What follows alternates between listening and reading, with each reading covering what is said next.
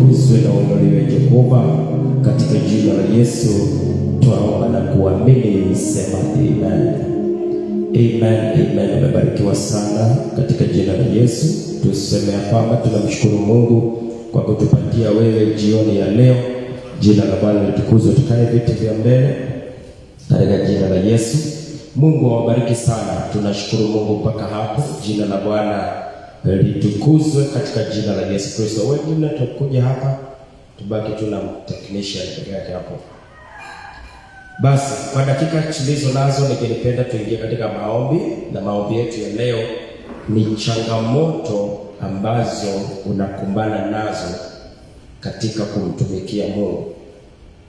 Kwa sababu sote tuko hapa ni watendaji kazi katika vitengo mbalimbali. Sijui tangu uanze kumtumikia Mungu kwa hiyo area ambayo uko, je, kuna changamoto ambazo unapatana nazo? Kwa sababu zipo changamoto ambazo tunakumbana nazo, si kwa sababu yetu, kwa sababu ya kumtumikia Mungu.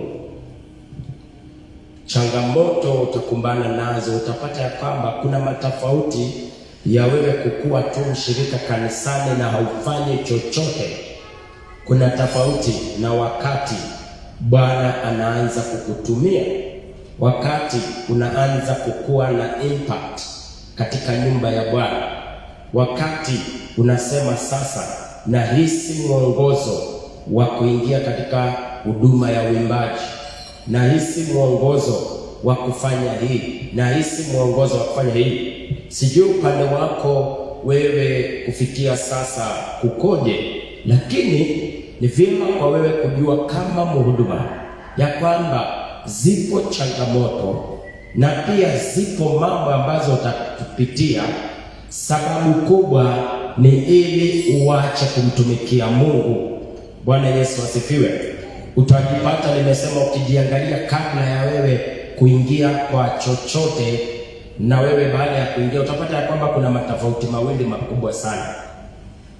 Ukiwa mshirika tu unakuja kanisani, unakaa, unasikiliza injili, unaenda zako, alafu aidha uingie kwa uimbaji, aidha uingie wapi, utagundua ya kwamba haya ni mambo mawili, kuna utofauti. Na changamoto ambazo utapitia, malengo yake rasmi ni uache kufanya kenye unafanya. Hiyo ndio unapaswa uelewe. Changamoto zenye utapitia ni rasmi uache kuimba, uache kucheza vyombo, uache kukua mtoaji, uache kuosha kanisa, uache kufanya kenye unafanya. Malengo ni hiyo ndio malengo rasmi. Tutapitia changamoto za aina mbalimbali. Tutapitia kuvunjwa moyo. Sidhani kama ni vizuri nikisema tutapitia, na nafikiri ninapaswa kusema tunaendelea, kwa sababu ni kitu ilishaanza kwako, ni kitu inaendelea, sio ni kitu na kuwatayarisha. I think ungekuwa ndio leo na kuombea maombi ya kuingia kuanza kufanya jambo fulani, ndio ningekwambia utapitia. Lakini kwa sasa nafikiri sipasi kukuambia utapitia. Kwa sasa nakuambia ndio tunaendelea. Kila mtu akijiangalia kivyake, kuna mambo yanaendelea kwa maisha yako. Kuna mambo yanaendelea ya discouragement. Kuna vitu vingi kwa maisha yako vinaleta kukuvunja moyo sana. Na ukiangalia vizuri, ukilenga vizuri, utapata sababu kubwa ni wewe uacha kufanya kenye ulikuwa unafanya kwa nyumba ya Mungu.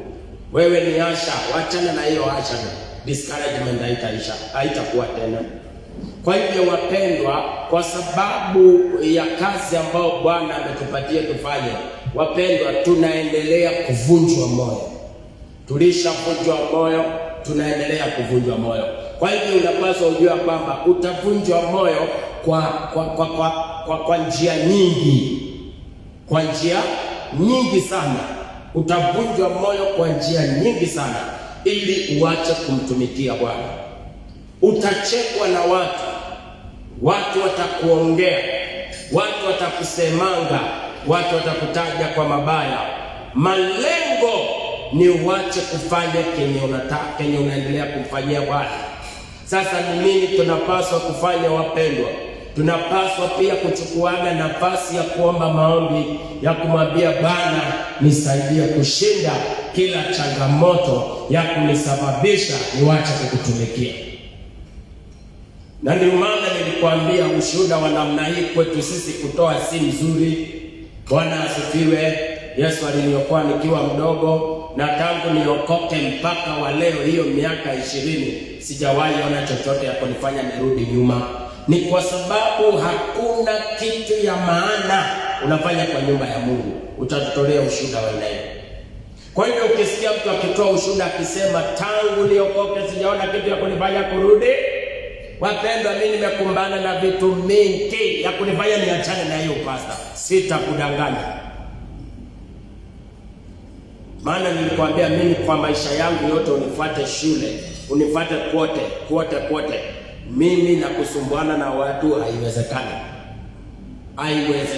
Mimi nilikwambia nilisoma miaka yangu yote, hakuna siku niliandika kwa kitabu cha kupiga kelele. Hakuna. Mimi nimesoma miaka yangu yote, hakuna siku nimewahi fanywa kesi shule eti Simio amefanya. Hakuna kitu kama hiyo. Ploti zote nimeishi kuja mpaka kwetu. Hakuna. Mimi nimezoea kuishi maisha yangu. Mimi tunaweza ishi na wewe jirani na ukose kujua kama niko. Maana napenda kujishughulisha na maisha yangu. Sipendi kujishughulisha na vitu vya watu. Na nikiona tutasumbuana na wewe, mimi nitajitoa, nitanyamaza. Sipendi mambo mengi. Bwana Yesu asifiwe. Hiyo ndio maisha nimeishi yote. Lakini wapendwa, niwaambie, tangu nikuwe pastor, tangu nikuwe pastor, kuna watu wananichukia. Tukikaa chini na wao, hakuna kitu nimewafanyia. Shida ni nini? Ni upasta. Kuna watu hawanitaki, hakuna kitu nimewafanyia. Shida ni nini? Ni upasta. Kuna vitu ninapitia sababu ya upasta, si sababu ya Simiyu. Sasa mimi naweza nikakuambia kusema ukweli bila kukudanganya. Nimepitia mambo ambao hata saa zingine unasema haki tu. Mungu ukiweza fungua kanja nyingine, itu line ya upasta unitoe. Mimi nikuwe mwinjilisti ama nikuwe apostle, kazi yangu tu ni kuzunguka kwa makanisa kuhubiri, lakini nikae na kanisa sitaki. Kama ni vitu ya kupitia ili niwachane, wapendwa, nimepitia. Kwa sababu na mtu anakuja hapa akiwa hajui chochote, unamwombea mpaka anaokoka. Unamfunza kuvaa. Hapa kwetu hatukufunzi kuokoka peke yake. Tunakufunza kuvaa, tunakufunza kufanya vitu, na tunaenda zaidi kwa maisha yako. Alafu mtu akishakuwa sawa, yeye anainuka na kugeuka. Unafikiria mtu anahisi aje? Mtu anahisi vibaya sana. Mpaka unashindwa hiyo wokovu ni aje? Mpaka unashindwa Mungu. Kwani mimi ni mahali ambapo watu wanakujaga wakiwa bure na watengeneza wanakuwa something, wanaenda. Wewe unafikiria huwezi kuwa discouragement? Imagine ukuwe na rafiki anapitia changamoto, uamue kusimama na yeye. Umsaidie ndoa yake isimame. Umsaidie kazi yake iwe sawa. Umsaidie arudi sawa. Baada ya hiyo akosane na wewe, awachane na wewe. Si wewe ni mwanadamu, kwani hautahisi vibaya? Hautahisi vibaya mtu mwenye uliwahi saidia ni anainuka kukupiga? Haujawahi kuona kitu kama hiyo? Sasa huyu hata unanitukana na mimi nimekusaidia mahali umefika. Haujakuwa na kitu kama hiyo? Inavunja moyo. Kwa hivyo niko hapa kuambia wapendwa, tunaendelea kupitia vitu ya kutusababisha hata tuache kukuja kanisani. Mimi nafanyia watu ukombozi, ile mambo nasikia, wewe ukisikia utashangaa, utatetemeka. Uadui mwingi, shetani anasema ni wewe tunatafuta. Tunataka kukuua, tunataka kukumaliza, tunataka kukuondoa. Nimewafanyia nini? Kwa nini unahubiria watu ukweli? Sasa hiyo sio mimi, ni mambo na kuhubiri. Kwa nini ulimwombea kapona? Kwa nini umemfungua? Kwa nini umempea nafasi ya kuwa kiongozi? Kwa nini? Hizo ndio vitu shetani anakazirika na mimi. Mpaka namwambia shetani, mimi sina shida na wewe, hiyo ni mambo na huduma. Niko hapa kukutia moyo jioni ya leo. Hiyo ndio ombi nataka tuombe, ya kwamba mpendwa, kuna mengi utapitia, si kwa sababu yako, ni kwa sababu ya kazi unaofanyia Bwana. Na ndio maana niko hapa kukuambia ni vizuri kuomba maombi ya kusema, Baba, nitie nguvu niendelee. Unajua hata Yesu alipitia hiyo. Wakati ilifika akaambia wanafunzi wake, imenipasa kwenda wapi? Yerusalemu. Tateswa, alafu nitakufa. Wewe unafikiria unajua utateswa? Unafikiria ni kitu cha kukufurahisha? Halo? Unajua unaingia mateso ya kuteswa. Unafikiria utafurahia? Eti unajua sasa ninaenda kuteswa, mwili yangu kuteswa. Unafikiria ni kitu cha kufurahia? Haya, nitakufa. Wewe unafikiria hiyo ni kitu cha kufurahia? Wewe unafikiria Yesu alihisi aje? Ndio maana alisema kikombe kifanye nini? Kiondolewe. Kikombe kifanye nini? Na yeye alikuja kwa ajili ya nini? Ya kukunywa hiyo kikombe. Lakini sasa ilipofika wakati akaona wale ambao aliwasaidia, wale wenye aliponya watoto wao, wale wenye aliponya vipofu wao, wale wenye alifungua maisha yao, hao ndio wameinuka kufanya nini? Kumpiga. Na wale wanafunzi ambao aliwashika akawafunza akawasaidia wamemtoroka, wanamkana. Wewe unafikiria ilikuwa rahisi ndugu yangu? Ilikuwa rahisi Petero akisema simjui? Wewe unafikiria ilikuwaje? Na Yesu anasikia Petero akisema aje? Mimi simjui. Yesu akikumbuka haki Petero, hiyo miaka yote tumetembea na wewe Petero. Petero ulikuwa hujui kuomba, sasa umejua kuomba, nimekufunza. Petero ulikuwa hujui Mungu, sasa nimekufunza wewe unajua Mungu. Petero ni mimi unasema unijui na niko hapa. Wewe unafikiria kuhisi uchungu? Alihisi vibaya. Anaangalia naona hakuna hata mwanafunzi hata hakuna mtu ananiwazia. Hakuna mtu anawaza vile atasimama na mimi. Wenye walikuja kumpatia maji ilikuwa na wanawake fulani. Wenye walikuja kuomba mwili wake auzike ilikuwa mtu tofauti. Wanafunzi waliotembea naye walikuwa wapi? Nasema ya kwamba wapendwa, katika huduma kuna mambo tunapitia, inavunja moyo, inashusha moyo, inahuzunisha. Na lazima injili iendelee. Na lazima kile tunamfanyia Mungu lazima tufanye. Hiyo ni jambo moja lazima ujue. Sasa kama lazima tufanye, tutafanyaje? Tutamwambia Bwana ututie nguvu. Yesu alifanya aje? Alienda Gethsemane. Alifanya nini? Akaomba. Hebu nitafutie hiyo andiko. Hebu nitafutie hiyo andiko ya Gethsemane. Akaenda Gethsemane, malaika akashuka akamtia nguvu. That's a kind of prayer unaweza ukaomba. Is it John?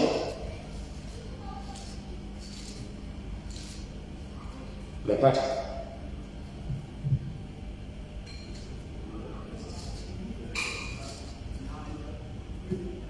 Nenda mbio kutafuta.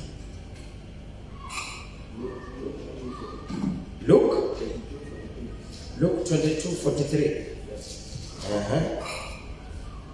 Hapa anasema kikombe kiondolewe. Yes, drops of blood. Yes. 22?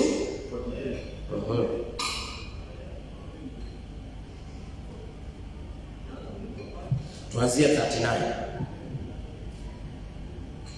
Akaondoka akaenda mpaka mlima wa Mizeituni kama ilivyokuwa desturi yake. Wanafunzi wake nao wakafuatana naye. 40. Alipofika mahali pale, aliwaambia, ombeni kwamba msiingie wapi? Majaribuni. So, pia kama watendaji kazi, tunapaswa kuomba tusiingie katika majaribu. Wakati utavunjwa moyo, majaribu ya kujiuzuru, majaribu ya kuacha kufanya kenye ulikuwa unafanya. Hizi ni majaribu. Sijui kama unajua majaribu mengine inakuja kwa njia ya discouragement. Majaribu mengine itakuja kwa njia ya kushushwa moyo. Majaribu mengine itakuja kwa njia ya wewe kusengenywa, usikie unaongewa vibaya. Majaribu mengine itakuja kwa watu kukutaja kwa mabaya. Ukishasikia hivyo useme hii afadhali ni achane na hii kwaya. Maandiko yanasema ombeni msije mkaingia wapi? Majaribuni. Niko hapa kukusihi katika jina la Yesu, lazima tumtumikie Bwana in season and out of season. Wakati wa kilio lazima tumtumikie.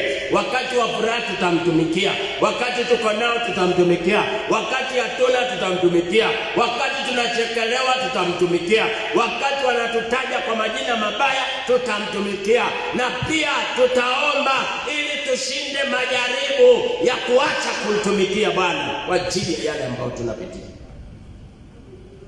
Utapitia mengi, hata nyumbani utatukanishwa, na kanisa. Utatukanishwa hata kule kazini, utatukanishwa na kanisa. Na ndio unajifanyaga kila siku unaenda kanisani. Na ndio unajifanyaga na kanisani.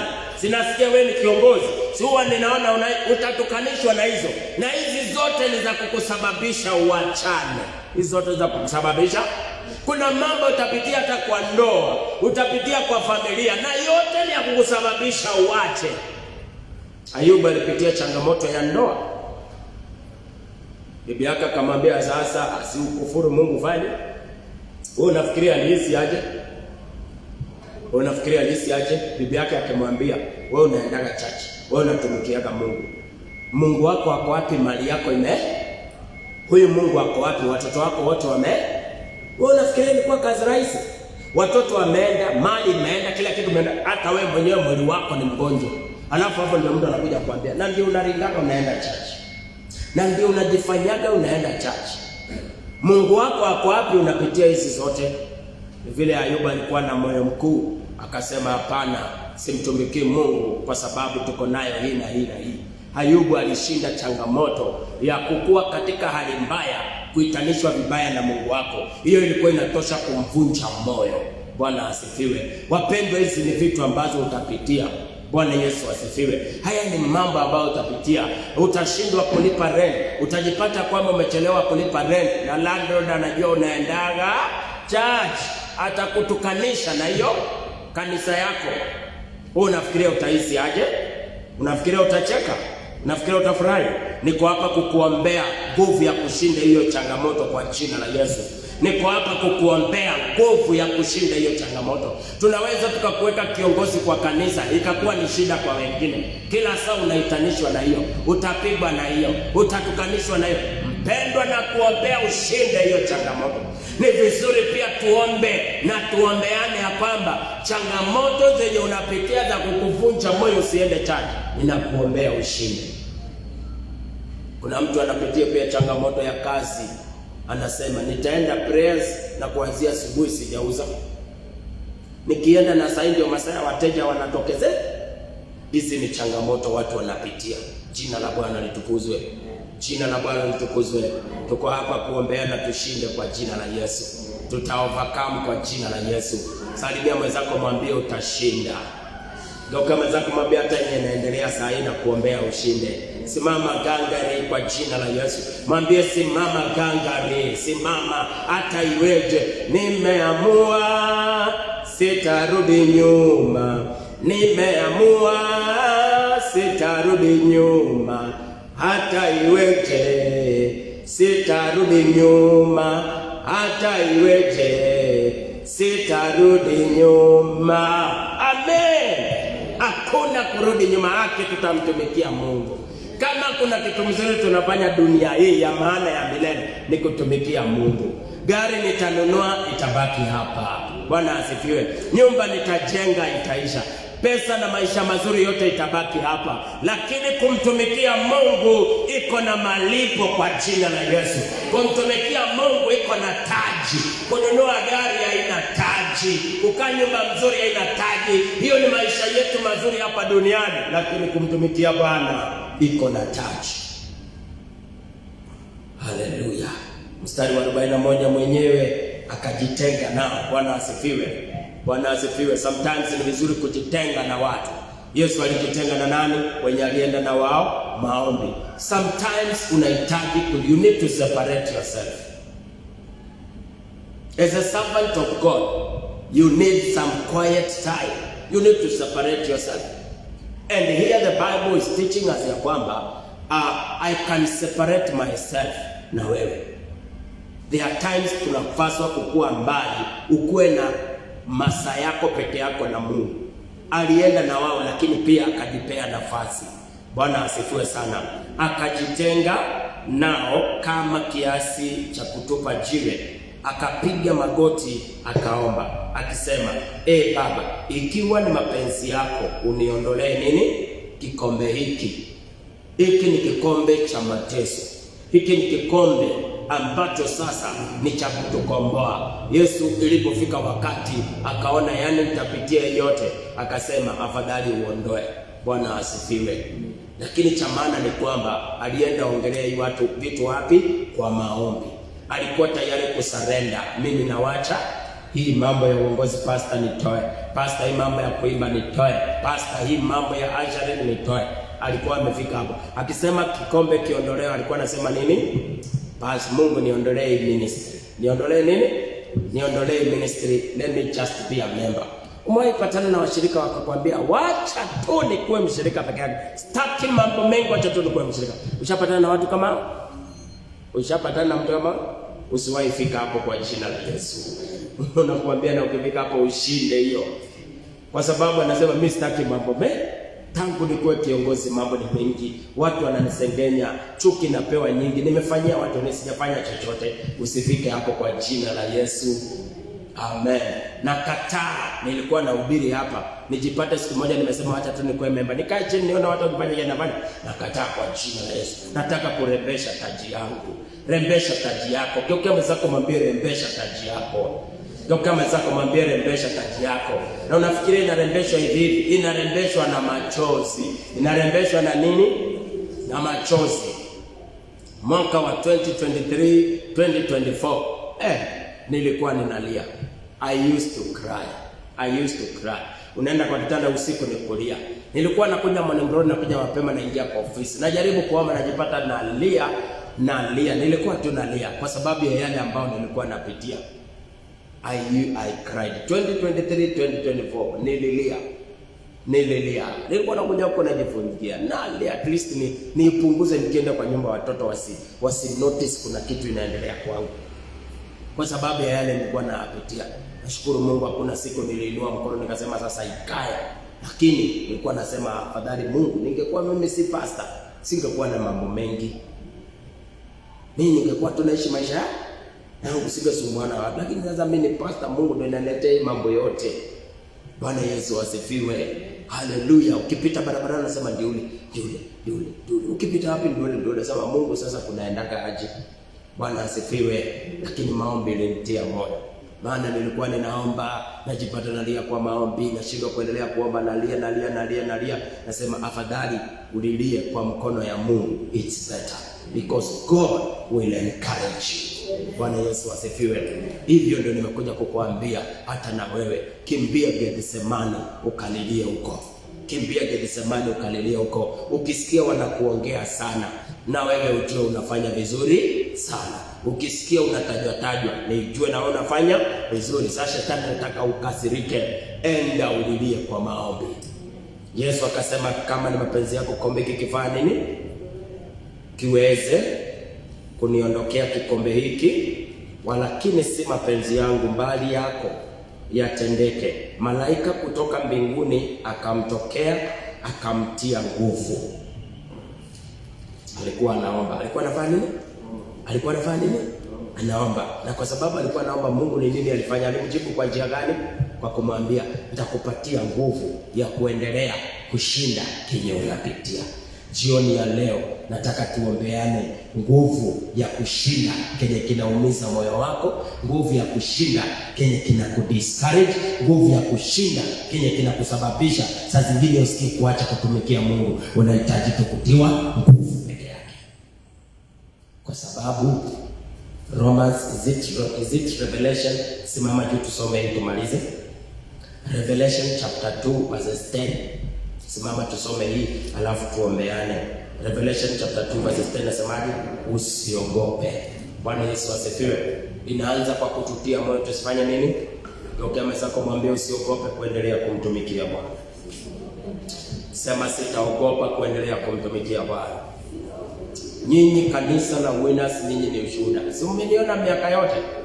Hata saa zile ndio kubaya sana. Kuna siku mmeniona sijakuja kuhubiri. Hakuna kitu niliwacha. Morning glory. Ulisikia nimekacha nikasema sasa Reverend, kulingana na yale napitia ni mazito, wewe uko ukihubiri. Ulisikia nikisema hiyo?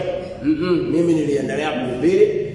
Morning glory sikusema Pastor Mary akinapitia machungu na mazito, nyinyi mhubiri.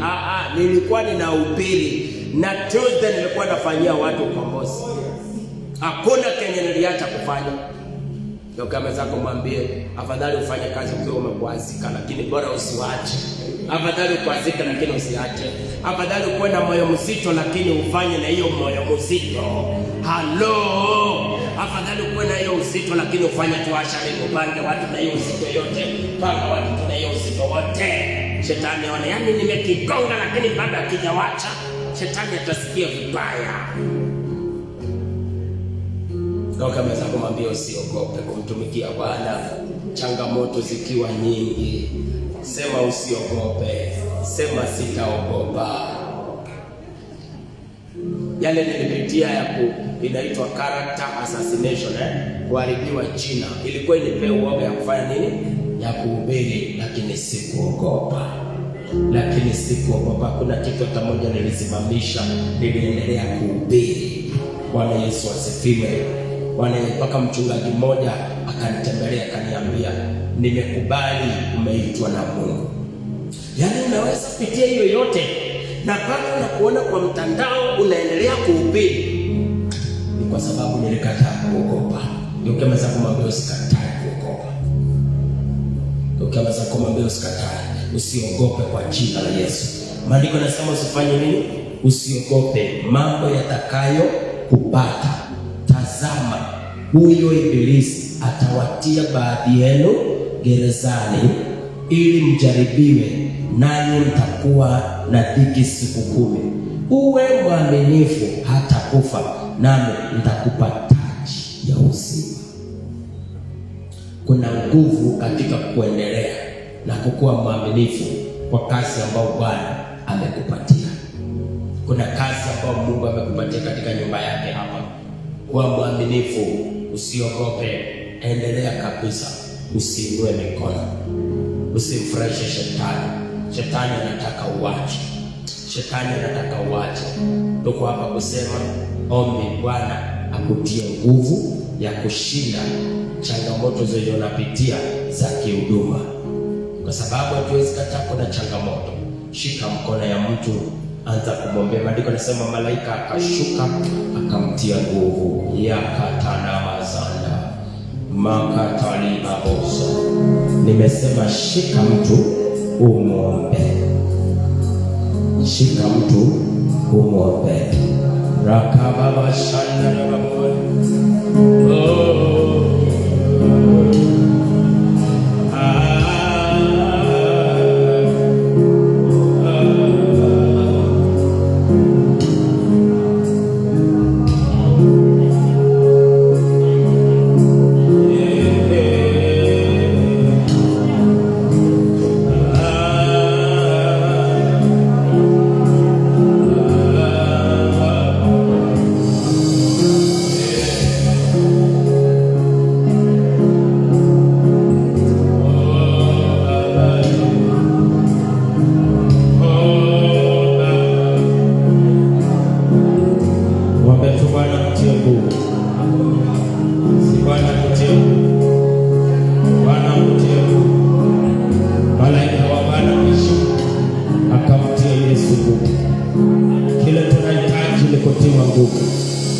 Tutie nguvu ya kuendelea katikati ya kuvunjwa moyo.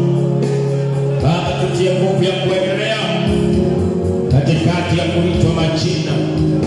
Baba, ni mengi tunayopitia ya kutusababisha tuache kukutumikia. Umekuja ututie nguvu Baba. Watie waimbaji nguvu, watie mashemazi nguvu, watie viongozi nguvu. Watumishi wako watie nguvu Baba, watie nguvu Baba ya kuendelea Baba. Ni mengi inaumiza moyo, inavunja moyo, lakini Baba tunaomba ututie nguvu. Mwambie Baba akutie nguvu, mwambie Baba akutie nguvu ya kuendelea. Baba akutie nguvu ya kuendelea.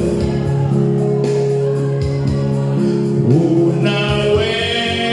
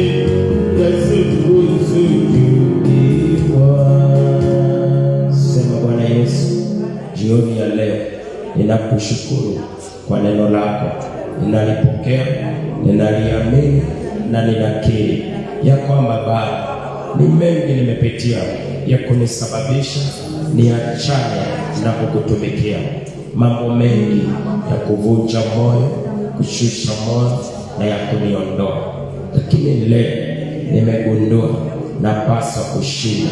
Asante kwa kunitia nguvu ya kushinda. Nitashinda kwa jina la Yesu, nitashinda kwa jina la Yesu, na sitaacha kukutumikia. Sema amen. Patie Yesu makofi mazuri. Hakuabudu Bwana Yesu siku za maisha yangu,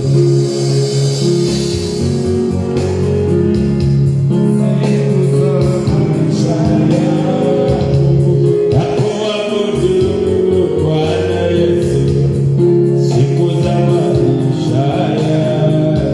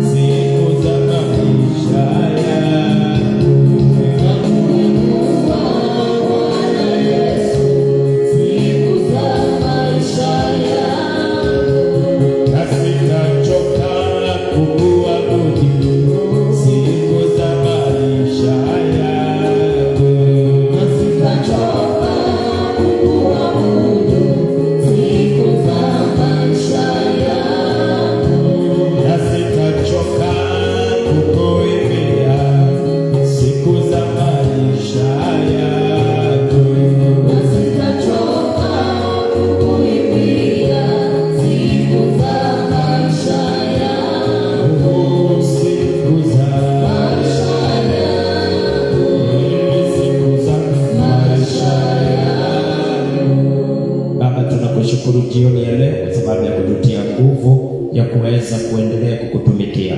Hata iweje, hatutarudi nyuma.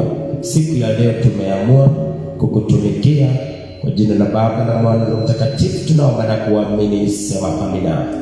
Si umebarikiwa sana mtazamaji wangu popote umetazama ukiwa, natumai pia umeweza kutiwa moyo kwa sababu ya safari hii ya kumtumikia Mungu. Bana, tunapitia mengi. That's why nimekuja kukuambia, please support your pastor. Support him kwa kuwa available, support him kwa kumwombea, support him kwa kugive. Msupport. Watumishi wa huduma wanapitia mambo mengi ya kuwasababisha wasiendelee, lakini ni vizuri kuwa nguvu kwa viongozi na watendaji kazi kanisa. Kama wewe ni mmoja wa wale wa kuwaongea, wacha kutumika kuvunja moyo wanaomtumikia Bwana, kwa sababu wamechagua kazi iliyo bora. Usitumike na shetani kwa mtu wa kukwaza watu ili aache. Akiacha hautafaidika. Na kuombea kwa jina la Yesu.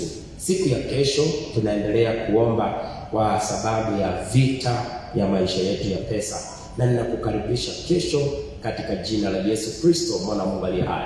Pia nitakuwa nikiongea kuhusu mahali umefika, pesa zenye uko nazo, mali ulionayo, vitu ulionayo. Ni vizuri jifunze kuziombea na hata kuzitolea sadaka. Tukutane kesho. Naitwa Apostle PNC, Voice of Fire, kwa kanisa la Winners Celebration Center hapa Kericho, a fellowship where everybody is somebody.